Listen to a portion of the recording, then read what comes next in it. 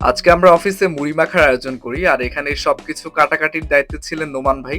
আর টেবিলের উপর রাখা ছিল মুড়ি, চানাচুর, পেঁয়াজ, তারপর কাঁচামরিচ। অর্থাৎ মুড়ি মাখাতে যা প্রয়োজন হয় সবকিছু এখানে ছিল। আর পাশ থেকে সবাই বসে হচ্ছে ইনস্ট্রাকশন দিচ্ছিল কিভাবে কি কাটতে হবে। আর আমি এখানে বসে হচ্ছে অবজার্ভ করছিলাম সবকিছু।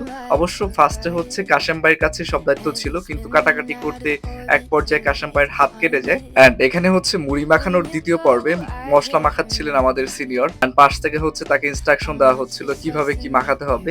বাট এই কাজটা সে ভালোই পারে। আর অন্যদিকে হচ্ছে নয়ন ভাই মুড়ি মাখানোর আগেই মুড়ি খাওয়া স্টার্ট করে দিছিল, যেটা দেখে আমরা বুঝতে পারি যে তার আজকে দুপুরে বাসায় খাওয়া দাওয়া হয় নাই। সো এখানে হচ্ছে চানাচুর মাখানো হচ্ছিল, অর্থাৎ মুড়ি মাখানোর থার্ড পার্ট, অ্যান্ড দেন হচ্ছে সরিষার তেল মাখানো হচ্ছিল, অ্যান্ড সব মশলাপাতি একসাথে করে এটাকে হচ্ছে এখন মাখানো হচ্ছে। সব শেষে মশলার মধ্যে হচ্ছে মুড়ি দেওয়া হচ্ছিল, অ্যান্ড যেটা হচ্ছে মুড়ি মাখানোর সবচেয়ে লাস্ট পার্ট। সো মুড়ি মাখানোর পরপরই সবাই খাওয়া দাওয়ার পার্টটা স্টার্ট করে দেয়, অ্যান্ড এখানে সবাই খুব মজা করে খাচ্ছিল। বাই দ্য ওয়ে মুড়িটা আসলে অনেক বেশি মজা হয়েছিল। অ্যান্ড এই ভদ্রলোক হচ্ছে আমাদের অফিসের ভম্বল, যে হচ্ছে সারাদিন উইদাউট প্ল্যানিং এ খাওয়া দাওয়া করে, এন্ড আফটার দ্য ডে সে রিয়ালাইজ করে যে না, আজকে অনেক বেশি খাওয়া দাওয়া করে ফেলছে। By the way this all about the day, and thanks for watching.